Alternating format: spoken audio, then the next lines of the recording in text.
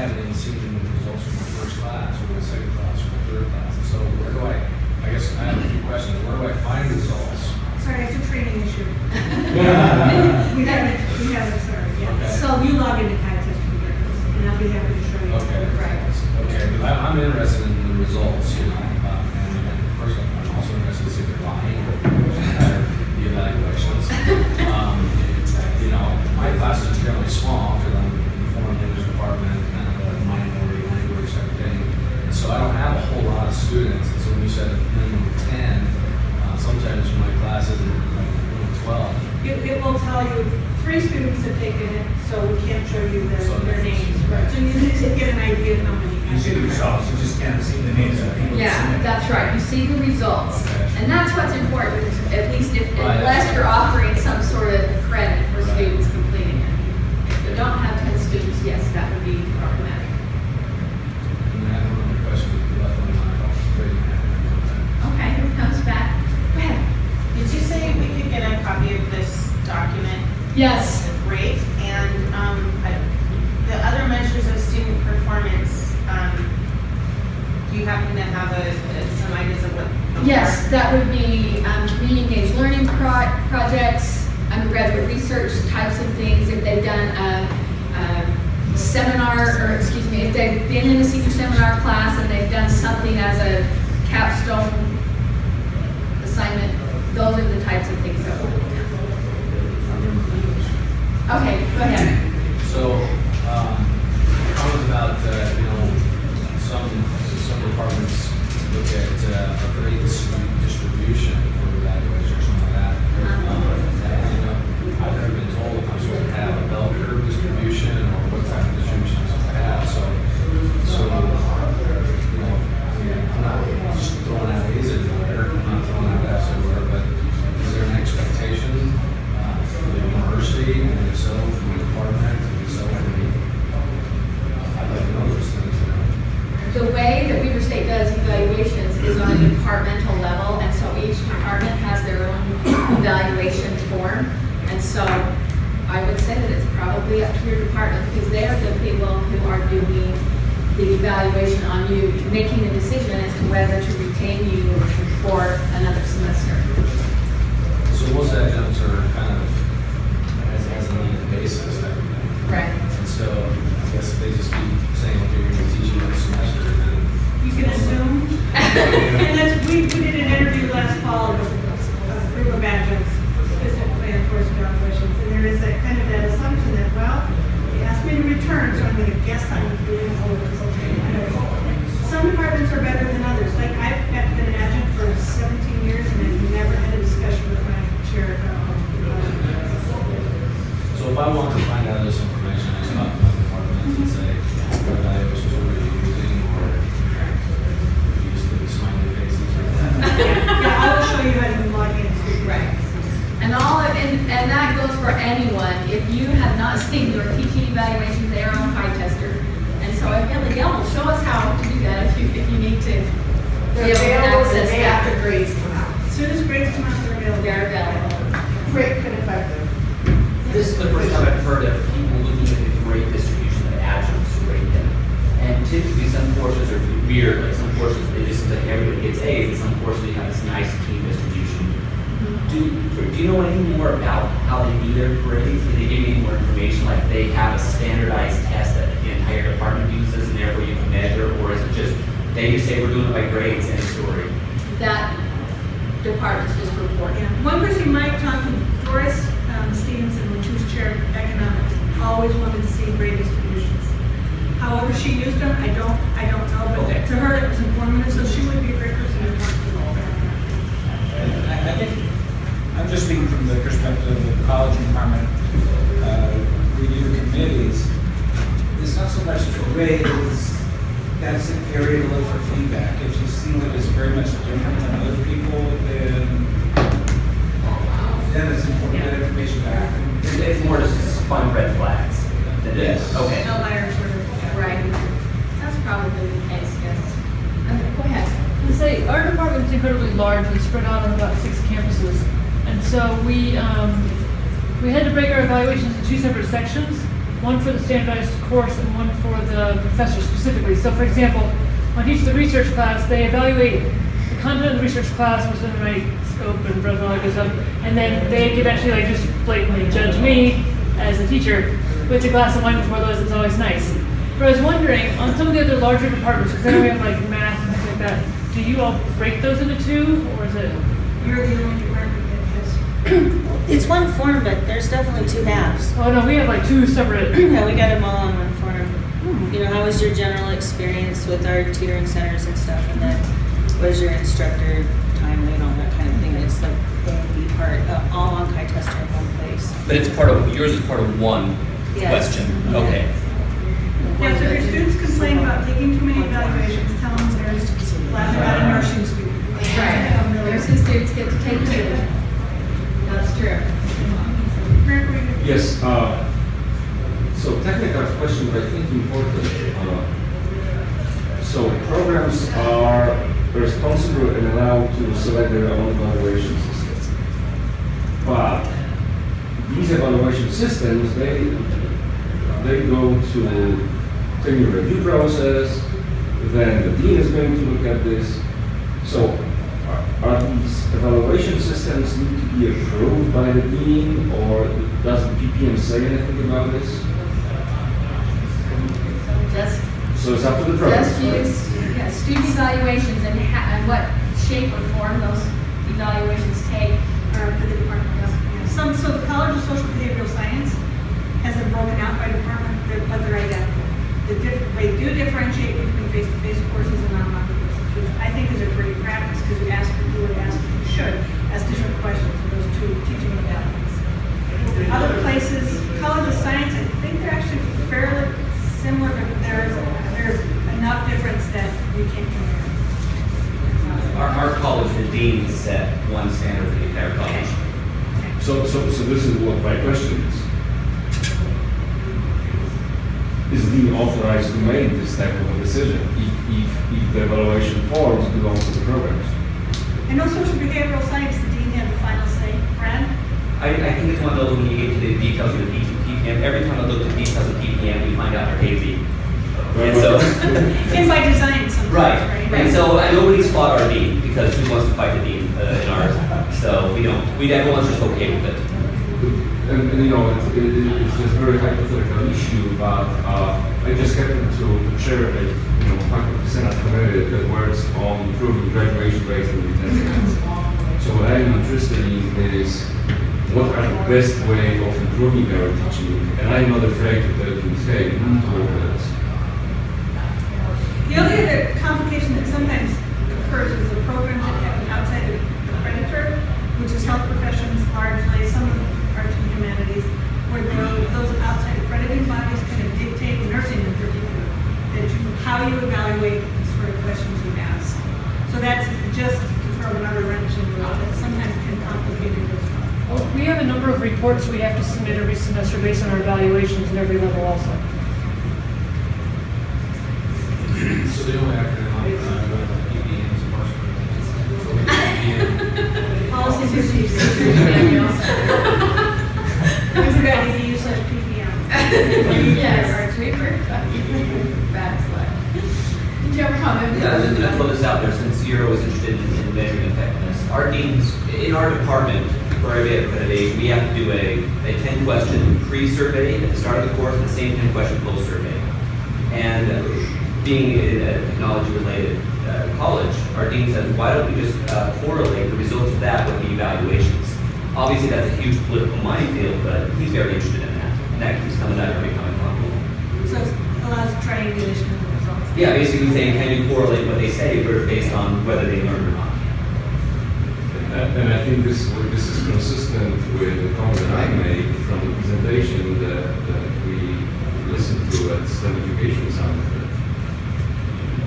It seems that there is a better way of moving forward and correlate some learning effectiveness with student evaluations. We don't provide the kind of reporting mechanisms. A lot of them will ask, what is your expected grade in the course? So ideally, what's behind that is that we could correlate their expectations with what they actually got and their results, but we don't do any of that analysis.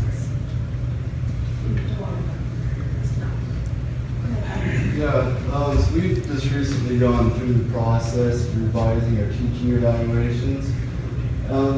Part of it is having clear questions in there.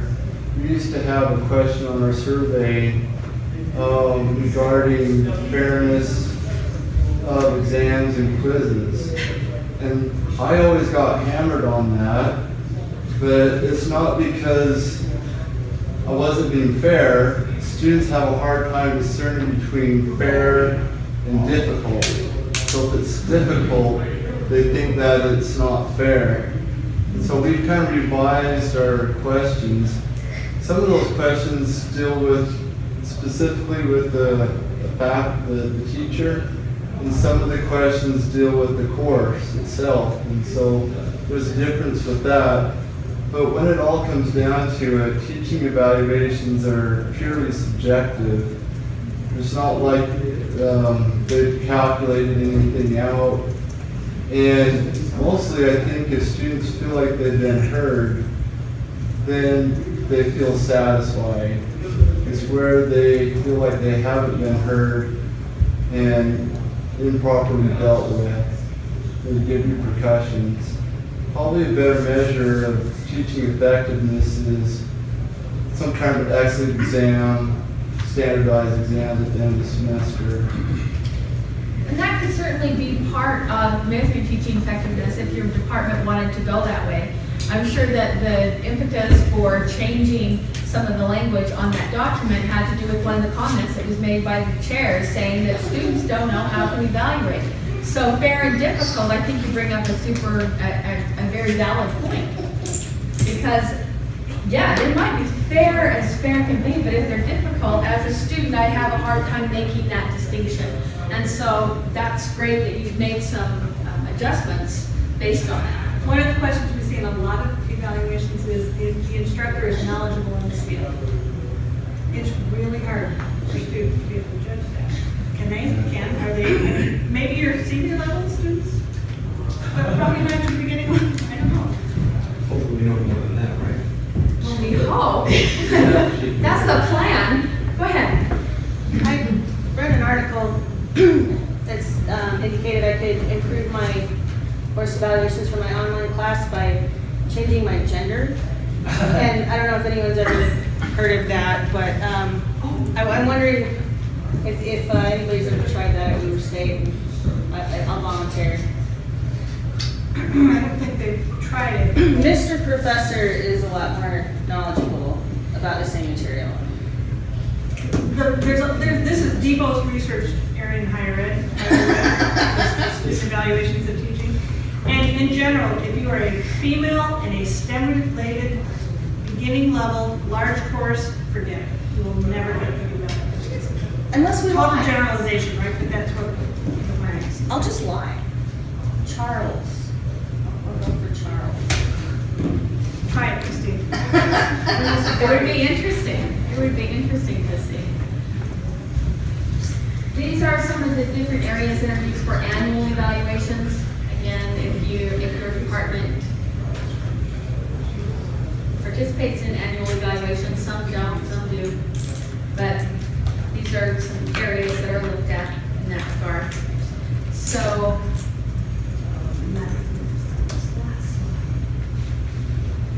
and so, yeah, can you, when we, This is the question that Colleen alluded to at the beginning. How much are student evaluations weighted in the overall evaluation of teaching effectiveness? So you can see the range, the one or two that are everything, and then most around, it's in the range of 30 to 40%. 30 to 40. Which I think seems little departments across the bottom? Huh? No, Colleges? those are percent ranges. So these are percentages. You'll have access to this. We'll be sure that you have 5 access. to 30, 30 to 40, 40 to 50, 50, 60. So this is where the main cluster is, anywhere from 30 to 60% of your total teaching. So they are important, and so I'm please understand my family is frustrated.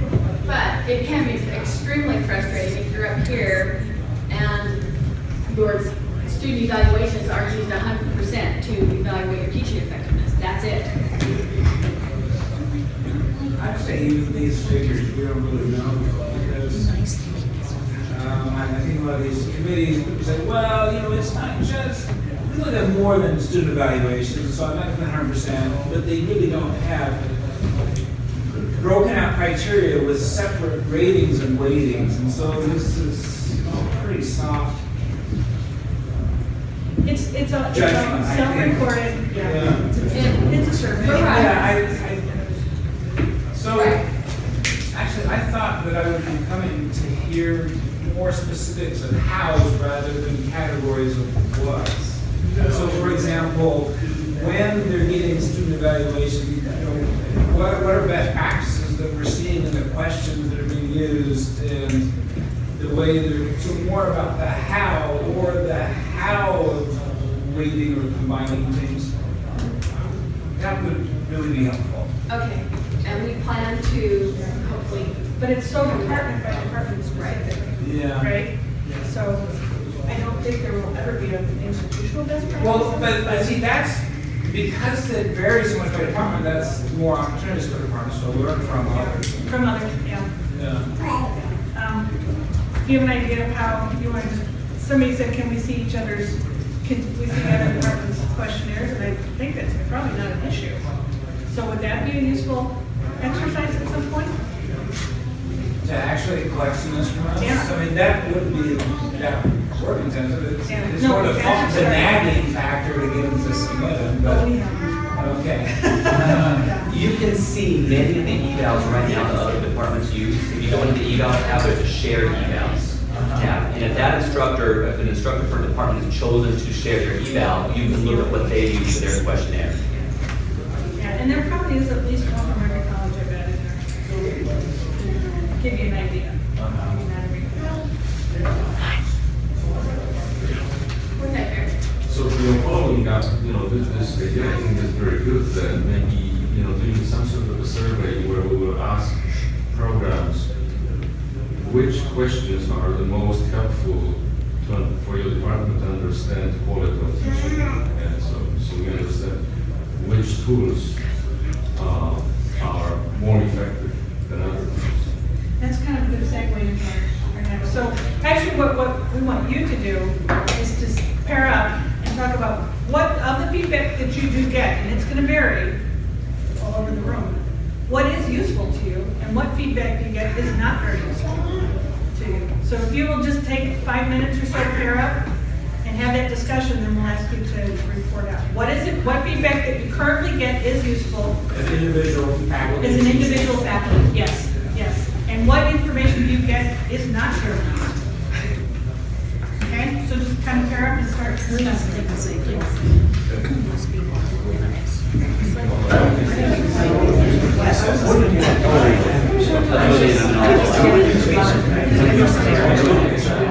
Take 15 seconds to complete the thought that you're talking about right now.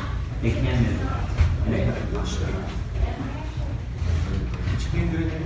And let's hear what you came up with. We thought the comments are usually the thing that we always look at first, especially if they're specific.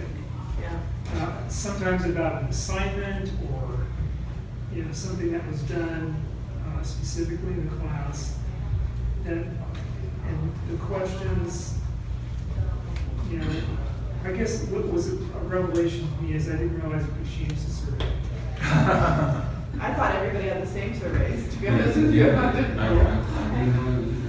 All right, other practices that were effective. We all three was comments we liked. One person said that evals make them feel good. Who said Even that? Even though it doesn't measure Also anything. added that it's not It's useless, but it makes you feel good. to the learning professionals. For me, I have to manage adjuncts, and it does help me find bad adjuncts. Not perfectly, but students are capable of telling if an adjunct is not quality or a quality material for a university. As an adjunct, that just kind of terrifies me, but okay. Not all. I would qualify that it's not all bad adjuncts, but many. What was that? I have 6 sections in my class that I had to evaluate, and all of them are in the 4 to 5 range. And we had one instructor who's a tenured professor, they had like 2.3s the whole way through every category. So not just, of course, she outranks me by like a lot, so. Well, you know, looking at student evaluations, when you have a continuing evaluation from students that give a bad evaluation for a member of the faculty, then what do you do with it? Where do you take it? It's been my experience that you can take it and nothing happens. Right, so that's not effective. It's not effective at all. It's good information and it's right on target. But as a chair, Follow through. we're not able to do anything with it, which is unfortunate. Is that common, a common sentiment? And that's why I bring it up. Does anybody else have that problem? Say it again. What's the problem? That student evaluations have been pretty right on target. And they've been on target for some many terms. As long as I've been chair, before that. And they're bad. You can discuss it and review it, but nothing changes. They said post-tenure faculty. Oh, it doesn't have enough teeth to the. Well, it has, the instrument is a good instrument in that regard, because the students feel that it's to their advantage to give that information to the administration. But once they found that the administration really doesn't care, that's problematic. And that's why I'm bringing it up, that is anybody else having this problem? And you're in the same college. Yeah. Right, so that's Yes. interesting that, what college? East. East. Applied science, I'm an engineer. East. Kathleen? One of the reports we could do is if a course or a person is under our ELA, then we have to like take the whole corrective action and it has to be put into place and we have to put exactly why based on the feedback. So I don't know, obviously it's something fairly specific assessment. For anything that does have a bad outcome, whether it's on faculty or on a course, if it hits, I think our ELA is 3, so anything below 3, it has to be addressed immediately with full report. That's interesting. It sucks. All right, but it makes it a lot But better. even with student evaluation and then feedback from the alumni, feedback from industry, feedback from previous staff was collected and distributed, and it's interesting. So it was done. I'll tie into what he's saying in a specific way that actually is the effective part is in construction management, they're able to have the students take nationally normed examination that addresses the subject matter. And they're able to take that back and tie it to particular courses where they should be learning. Now, learning, and to that point, learning is taking place because we've been able to take that information and roll it back and look at student learning outcomes. And taking it back to the course, to the syllabus, to the outcomes for that course, our students, there's no question about that, we rank higher than any other university and colleges that take that exam in the U.S. We're doing good in terms of learning outcome. But from a student perspective, there's certain cases in terms of the responses that they receive. And I think, maybe you were saying something about the feedback that student gets. Grades, things of that nature are okay, but they're treated with some disdain. And it is unfortunate when you have that set of circumstances and there's nothing you can do about it. Joe, does that capture what you're saying, that correlate the evaluation results with actual student achievement? Oh, yeah. Is that okay? They're very And that's effective. effective? Yes. Okay. Christine? This may not have the teeth that you're looking for, but I wanted to relay that early on in my teaching,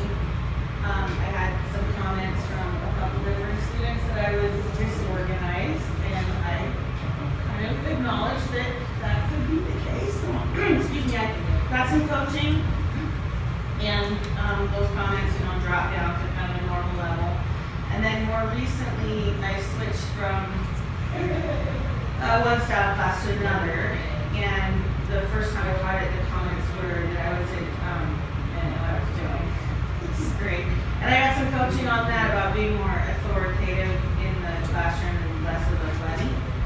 And those comments also dropped down. So it didn't have teeth, except, you know, I'm cranking in my boots when my boss is trying to tell me to do something right. And that did inspire me to do better at work in one case. But I think what you're talking about is if someone is uncoachable, there's really, I don't think there's anything you can do besides No. not hire them back. Well, but then they're tenured. Yeah, once they're tenured, and. I had the experience as a master's student beaver with somebody that should have been a long time ago and basically threw us the syllabus in week 6 or 7 because the dean finally told me he didn't do the syllabus. And he was, you know, can't touch this, you know. Luckily sometimes, I mean, it's unfortunate sometimes you have to just wait till they retire, but I can see that nothing happens with, you know, there's some. Yeah, it's very important. So there is a post-tenure review once every 5 years right now. If it's something. But within 5 years, a tremendous amount of damage can be done. That is absolutely correct. Yes. And you know, in the meantime, this is really, you know, the chair and the dean that try to discuss issues with individual faculty. But until there is a post-tenure review, I'm not quite sure if there is anything that can be done. And it requires a tremendous amount of effort to rebuild bridges, not only in the colleges, but outside the college and within the community. There could be a lot of reasons for low student evaluation. There are enough students in the class to make it statistically meaningful. So, you know, 30, 40, 50 students in the class, which is like 5, 10 students as far as that goes. And you mentioned that the learning outcomes show that the students are learning the material. Maybe the teacher has bad student interaction. Yeah, people skills. People skills matter. But if they're learning the material, I guess it's more concerning if the faculty have good evaluation for the students to learn anything. Well, you know, it's, in my particular case, it's just unfortunate. And you have to look at, you know, performance in a group of 1. And that's what we've had to do. So are you saying, Joe, as a chair, you have no power, no authority to, I have no idea. Well, that's not really for here, that's this discussion. Yeah, it's something quite similar. How about other means of evaluation?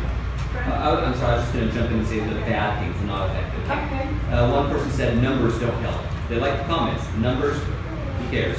They don't say much. We were betting that was going to come up. We could, yes. Again, it doesn't seem to have anything to do with learning effectiveness. And mine is, I have a real problem with previous instructors where the students feel like they're learning a lot, the instructor feels like they're teaching a lot, but in reality, they're really far short of what everybody's far short of what they need to be teaching. How do you evaluate that, though? How do you come to When they come into my class and I say, all right, I ask a question at the start of class, how many of you know this? Raise your hands, don't raise your hands. How many of you know this? Don't raise. And then at the end, who did you have for your prior instructor? And then I go to the department and share, this instructor just doing a terrible job. We gotta do something. But they're tenured. Some of them. And I've asked the department chair, what do I do? Do we have a course-wide evaluation? Said, no, you come to me and let me know. Because that's the only answer. And it's created such a problem for me for multiple semesters that I've grown cynical about it. And that the evaluation system does not measure when everybody thinks they're learning, but in reality they're not. I think overall, negative information about teaching is more accurate. That, you know, the students get a better understanding who is not doing their job. It's a lot more difficult for students to evaluate, you know, that someone is doing teaching very well.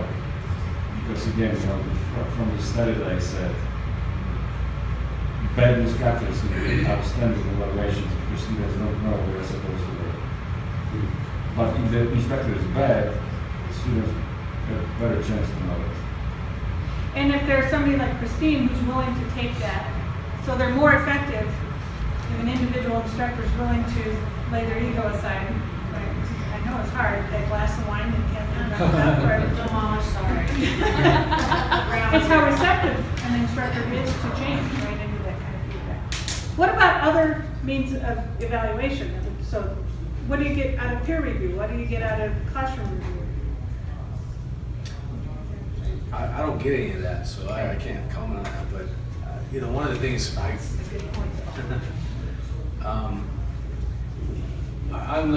have a son that's attending here at Weber State, and he has a very good friend that's been attending a little bit longer than he has, and it's just funny listening to them talk, because whenever they want to register for classes, inevitably the question is, who's the easiest professor? You know, where can I get an A or whatever? And I'm like, you know, I always stop them and say, guys, you're in college because you want to learn. I said, you know, grades, yeah, if you get great grades, that's even better, especially if you have to maintain a scholarship or whatever. I said, but if all you're going for is to try to get a 4.0 or, you know, an A or A minus or something like that, and you don't really care about the learning, then why even bother? You know, and it's just interesting because I don't know very many professors at all, but I know that they'll say, oh, you want to take this class from so-and-so because he's very interesting, or she does this, and those are valuable things. Or, oh, you don't want to take this professor because of this. And so to me, that's almost in a sense an evaluation type of thing, you know? When students talk among themselves, like, oh, who should I take the class from? Who shouldn't I take the class from? Who are the professors I should avoid and not avoid? And I know right now, like the math, I hear horror stories from Math 1050. I've had students that say, I failed that class 4 times before I even got a passing grade. I'm like, how can you fail a class 4 times? I mean, it can't just be the professor. It can't be, because I personally believe that teaching is 100% from the teacher, and and learning is 100% from the students as well. And so they both have to give 100%. And so even if you average it, we get 50%, you still shouldn't fail a class, you know? And so it kind of bothers me that I've seen huge fail ratios, you know, for like Math 1050. And maybe it's just because math's one of my side passions, and I'm like, you know, I think I could get even the worst student to at least get a passing grade. And so I guess that's part of my frustration, is that, you know, some classes are avoided like the plague, and some professors are avoided like the plague, and others are taken. And so I see that as kind of a subjective evaluation on the part of the people wanting to take the classes. Whose classes fill up faster? Kind of a thing, yeah. We like to look at our success rates for that in math, that those who actually don't UW, I think that's a more realistic measure of who's doing their homework. I don't know, it's a big problem, I'm very concerned